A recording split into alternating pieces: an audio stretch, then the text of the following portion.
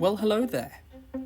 Recently I was able to go to the new and improved Locomotion Museum in Shildon, so I shall be showing the photographs I took on that trip.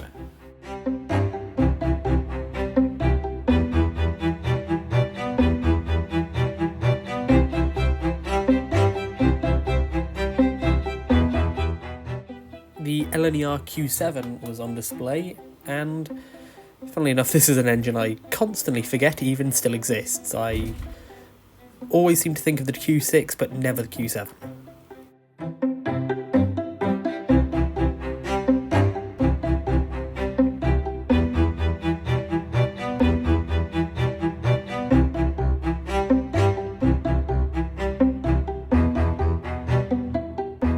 I was quite happy to see the Stainmore sign, as I actually went there about 2 or 3 years ago, so that was quite cool for me.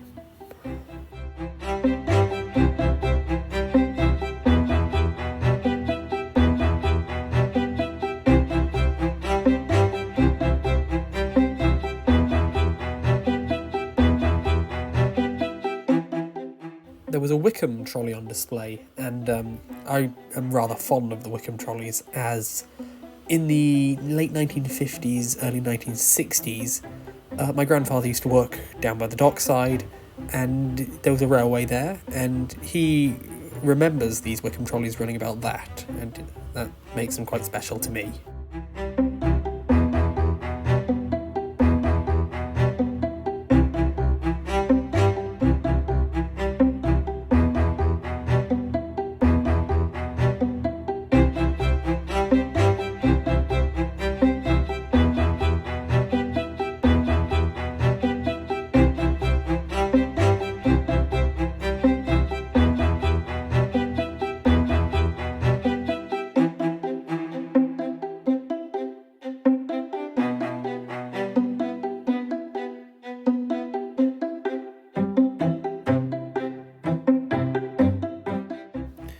There was a Class 31 on display, and this is a diesel I'm rather fond of. I'm not that into diesels, but I did like seeing it, as I have an old Triang one from the 1960s. It was the first diesel I ever owned as a model.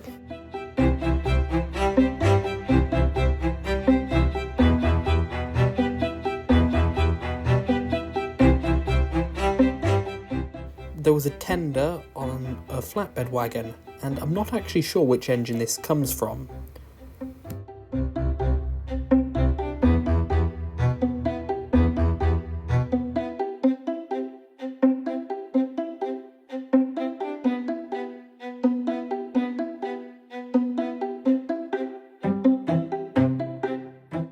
Everything I just showed was in the new building, but after I finished looking around that, I of course went over and looked inside the pre-existing structure.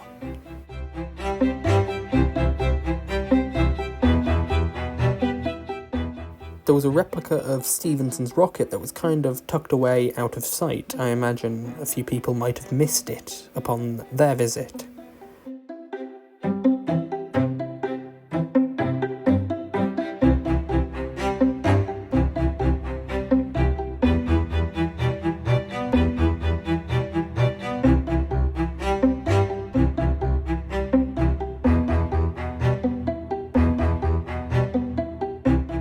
Sonparai, I have no idea how to pronounce that correctly. Anyway, it was on display, and it was right across from Stephenson's rocket. Rocket, of course, was the locomotive that beat it at the Rainhill trials, and that's something I find interesting. Shildon was the hometown of Sonparai's designer, Timothy Hackworth. Yet the museum there is named after Locomotion, one of the Stephenson's greatest accomplishments. Even in his hometown crowd, he'll be always overshadowed by the Stephensons.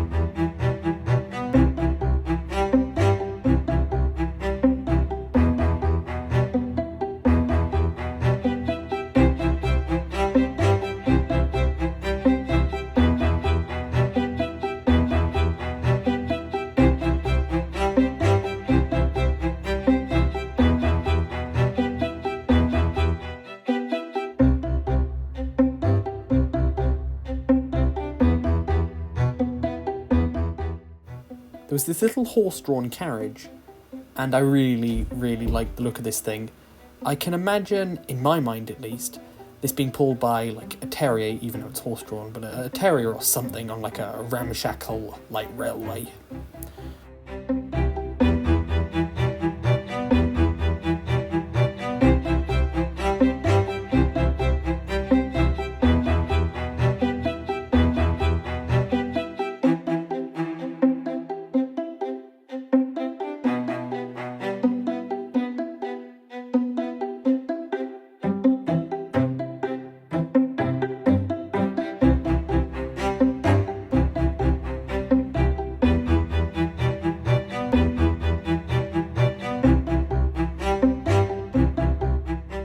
The museum's namesake, Locomotion herself, was on display.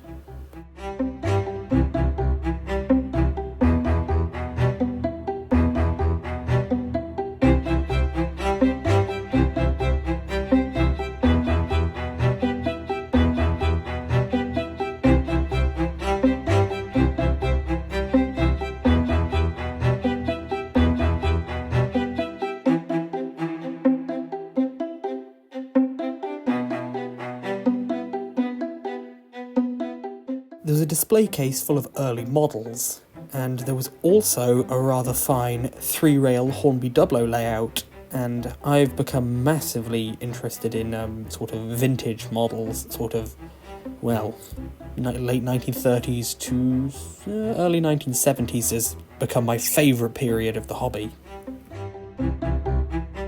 Well, I rather enjoyed having a look around the new section of Locomotion. That was my first visit in 2 years, and it's always nice to go back there. I did purchase an item from the gift shop, which I shall be hopefully producing a review on, and I do have a couple more reviews I'd like to make. I have not been as active as I would have liked. Recently I've been busy with my real life. But anyway, I would like to just take this last moment to say thank you for watching, goodbye for now, ta-ta!